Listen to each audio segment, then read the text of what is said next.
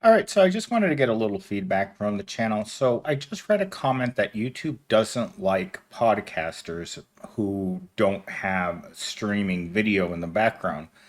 And if it were up to you guys, what would you like to see in the background? Do you guys want to see drone footage? Do you guys want to see like a PowerPoint presentation? I'm not certain what to put in the background because that's not the kind of videos that I make. But if I have to put video into the background, I have tons of GoPro video from mountain biking. But with that said, let's get right into our four talking points for today's second video. I'm doing a second video today because I got too lazy this morning to go to the gym, and I was really enjoying what I was working on, which I should have just posted it now because my videos always do better when I post them in the evening. But without further uh, delay, I will go ahead and start today's talking point. Working jobs that barely pay the bills and participating in consumer driven cycles. By accepting these norms, we are enabling the system to persist. So, I have said this hundreds of times. As a former Walmart employee, the only job I could get after college, I noticed that customers would come into the store and look at the employees as if they were some sort of alien creatures because they were working on all the major holidays minus Christmas, which we did not get paid for. If you didn't have PTO, you wouldn't get paid on Christmas Day. That's the kind of company it was. But as those customers continued to come in throughout the day, especially Thanksgiving, I would say to them, the reason that this store is open right now is because you are in it. And I remember my last Thanksgiving working there, people kept coming in and were shocked that the store was open. And clearly remember a man asking why we weren't with our families. And I had to give everyone the same answer. As long as there are people with money in their pockets, there's going to be someone who wants to take it. And if you want to continue to do these things, if you want to continue to support this system by continuing to not change your patterns of behavior, they're going to keep doing it. There's a reason why there were 24-hour stores. Thank God the pandemic destroyed that for at least all the stores here in Arizona. The Kroger's and the Walmart were 24 hours a day until they started closing the stores, I believe, at 10. And that was because of the restrictions. And for some reason, they decided that it wasn't profitable anymore to keep the stores open 24 hours a day, which meant that those employees that normally would be working at night when you're sound asleep in your bed would finally get to have more normal lives. It was one of the hardest things I had to do in my entire adult life is to get used to staying up till 2 o'clock in the morning because my shift started at 4 or 5 o'clock in the afternoon, and you close the store at midnight, and then you spend an hour afterwards cleaning, and then you finally go home. So you get home at 2 o'clock every morning. And then that was, you weren't really alive at that point. It was more of a, I don't know, it felt like a work release program, but just terrible.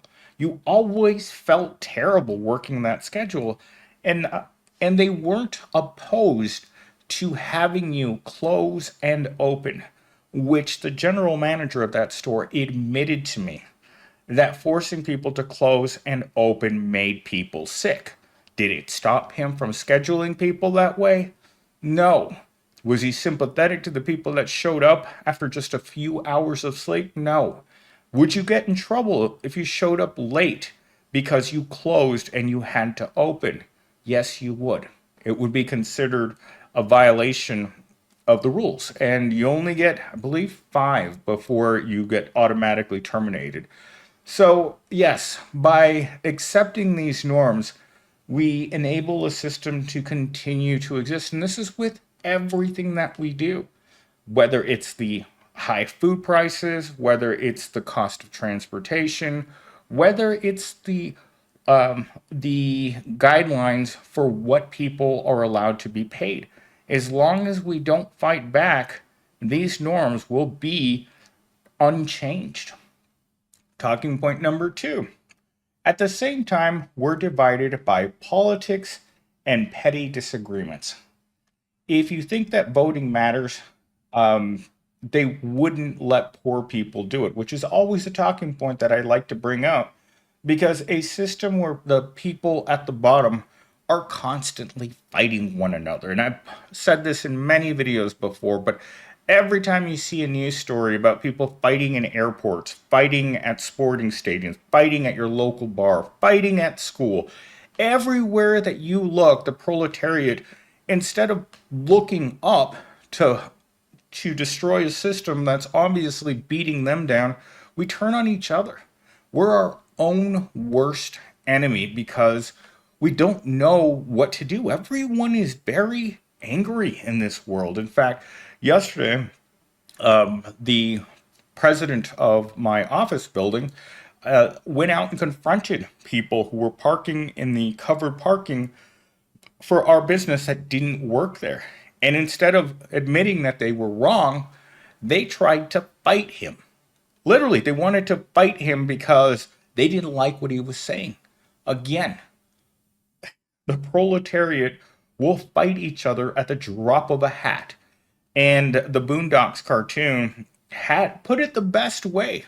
They called it a moment where you throw your life away and you jump into a fight with a stranger thinking that you're just going to beat them up and feel better about yourself. But then things go wrong and sometimes not so good for you, even though you thought you were going to be able to easily uh, teach that person a lesson. And instead,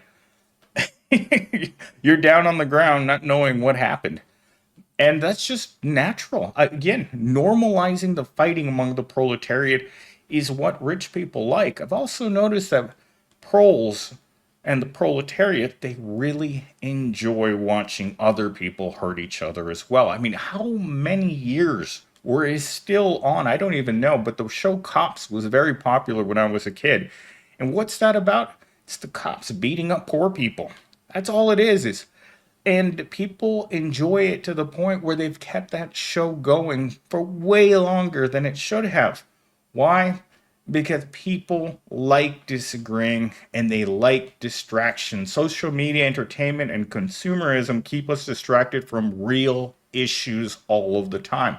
The real issues are the reality of trying to figure out how you're going to stay alive even while you're working full time, while the system tries its darndest to make certain that you get very little resources out of it. The less that you can take, the better it is for the people who need those resources more badly than you do. Obviously, people who have billions of dollars need more billions of dollars. Greed is a disease in our society that we will never be able to purge ourselves from because it creates fortunes. Mistreatment and abuse of the proletariat is what makes your fortune huge. If you're not going to exploit poor people, who are you going to exploit? Rich people? Government officials? No. The system is clearly rigged to exploit the people that have the least amount of protection. If you're going to exploit someone, it's going to be the invisible masses and not the elite few. So that means that control of society will always stay in the hands of the people who have the money. Hence, the plantations that we all go to every day to just barely get by. And I started noticing this attitude in my Gen Z over the last couple days is that he's beginning to see more clearly that his situation financially is never going to improve. And it is giving him a very, very negative attitude that I had to call my boss about this afternoon because I'm not exactly certain what this person expected this job to be. It is a very hard physical job that pays practically nothing. And if you guys want to know about someone who works really, really hard for their money, The Mellow is busting her hump for her money, but she makes substantially more than my Gen Z does right now, which, I mean, it goes to show that working hard and getting ahead are two completely different uh, I don't even know what to call it. Two completely different ideas. I mean, because you can bust your hump as a coal miner in a third world country and still barely make enough to live. In America, you can work retail, warehouse, and food and work very hard. And it doesn't matter how hard you work, you will never get ahead financially. In fact, the longer you stay there, the more abuse your body's going to take, and you're just going to end up walking out. Today, to everyone's surprise, we had another major resignation. She sent her resignation. She said she just called it a goodbye letter. And all of us were just scratching our head because she's a really important person. And and a person that I talk to on a regular basis because I do a, most of the technology purchasing for my corporation all comes through me. So I have to deal with this lady all of the time. And today to see her goodbye letter, she didn't give any 2 weeks. She just put in, I'm through. I've recently been divorced and now I'm leaving. And when you see people leave like that, you could feel the burnout in that note and what she said to the 40 people that she sent that message to. And I happen to be on that list, probably because I'm one of her biggest customers. But that happened today. All right, moving on to talking point number 3. Artificially Artificial scarcity is created to keep us competing for limited resources. Limited resources are the limited amounts of good jobs available. I talk about this on the channel all the time because I've spent my life looking for a good job. And it is a very limited resource that shouldn't be as limited as it is. But with corporations not willing to pay practically anything for work, the good job is a limited resource that's been artificially created to create scarcity in the workforce. I've spent the last 2 weeks looking to apply for a better job than the one that I currently have. Guess what? I haven't found a single job that pays more money than what I currently make for the same type of skills. Why is that? Because they want people working in technology for as close to the minimum wage as humanly possible.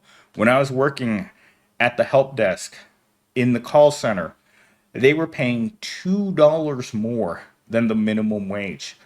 And yet they constantly threw their hands up in the air and asked, why do only the worst people apply? Why do we have people who are working in gas stations, McDonald's, Amazon? Why are these the workers that we're getting here? We want higher quality workers. It's simple. A high quality worker wants to work in a high quality job. Therefore, when you create a toxic work environment with no benefits whatsoever, very little pay, and no chance for advancement, who are you attracting to that job? You're attracting the junk people, the bottom level people to that job. And when they show up, you don't want them. That's what I've noticed throughout my entire working career. The people that show up to do these jobs are not the people that you want. Every segment of our society is looking to better itself. Whether you're a school, you're a job, you're a factory, whatever, they want a certain level of people. They want a certain caliber of person. Now, let me stop and say, are you going to get the same caliber student at Harvard as you are a community college? The answer is no. It is a simple no. And yet, many of these low paying jobs don't realize that, you know what? I'm only going to attract people that I don't want to this job. Rather than making it a place that they can, they they should be doing better in order to recruit a higher level of person. Well, they're looking in the trash for that diamond. And because they can't find it, they may turn to an immigrant. They may turn to a visa for a worker, for a tech worker in a foreign country. They may do all kinds of shady things because they can always say, we can't find anyone that can do this job in America. Or no one will do this job for what we're offering. I mean, there are entire industries. The meat packing industry is full of people like this. Lawn care is full of it, and agriculture. These are all the jobs that Americans have shown repeatedly throughout the years that are not worth doing. But to add to that, we are seeing the jobs at the bottom, the minimum wage jobs, going unfilled. Why do you think there are millions of open jobs? It's not because they pay great. Remember, as I've always said on this channel, if you pay me $350,000 a year to flip burgers, I'll be there Monday morning with a big old smile on my face because I really don't care what I do. As long as I'm well compensated for whatever it is that I have to do, regardless, Americans will show up. But they're not going to show up at farm jobs for less than the minimum wage. And who does those jobs? The people that come here that have no other resources. And they want to treat us that way. They want to treat us as if we have no value. What do I keep saying on this channel? If you're worth nothing, they don't want to pay you nothing. And so if that's your attitude towards the American workers, that they're not worth anything and that they should just accept their place at the bottom, and then you get angry because they won't take that job that doesn't afford them food and rent, most of us don't want to be rich. And it's something I've said over the years many times is I don't want to be rich. I want to be comfortable. But when you look at what comfortable wages look like, no corporation in America wants that employee. Those wages are only for their buddies, for their family, for people that they actually like, not the disgusting proletariat. The proletariat deserves nothing but pain and suffering according to any job creator. They don't want people feeling good at work because what do I say? They want miserable people for miserable jobs. But just like today, we had our second pizza party in a row. And I had people in the comments who asked me, why don't you ask an AI to draw you what it looks like to have a pizza party in corporate America where you're forced to attend and you have to pretend to like the food. That's something that really bothers me when I would complain about the low quality of the food at the company get-togethers. They're like, you should be grateful because this food is free. And I'm like, yeah, I could also eat something else that's free in the bathroom. But you should have seen the looks I got whenever I'd say that line. Anyhow, moving on to our final talking point. Instead of designing a system where automation benefits everyone, we're building the machines that will replace us without any plan for what happens next. That's exactly what's going on right now. That exact phrase right there is they're planning on replacing most jobs, or let me roll that back, not most jobs, a large portion of jobs, making even more segments of our society practically useless. Because there are reasons why people are working in the gig economy, because there are a lot of jobs that used to exist that paid well. Grocery stores used to pay well. You used to be able to work in a grocery store and have a family. But somehow certain jobs just started getting lower and lower in quality. In fact, I heard some of the old timers say that at Kroger's a long time ago, that if you were part of the union, they would start you at twice the minimum wage because that's what they deem to be a fair wage, even inside of a Kroger's. But then you have the unions that don't fight for the rights of entry level workers, and now the only people that are making any money inside of a grocery store are the people that have been grandfathered into older policies. Aside from that, everyone that walks into the grocery store needs to be able to afford to work there. And that's something that I think is going to cause me to transition into toxic positivity. Yes, this actually is where I was planning on doing this. So, in toxic positivity, my Gen Z has come to the conclusion in the past few days that this is a bad job. Just because this is the best job you could find doesn't make it a good job. And that's something that the people at the bottom have to realize very quickly. Just because this is the best job that you could find, that's as far away that your skills and your ability to find work that suits your skills gets you, doesn't make it a good job. It's still a crap job, and you're still going to be doing it for it's until you find a better job or you do a lateral move. Most people at the bottom are doing the lateral moves between the minimum wage and $20, and they will be for the rest of their lives. That's where I've been my whole life, at the bottom. And regardless of how much you don't like being at the bottom, the bad jobs are always going to be sitting there waiting for the desperation worker. Again, I'm a desperation worker. People ask me all the time, it's like, why do you stay there? Because I'm desperate for money. And most of us are. Most of us can't pick and choose where we want to work.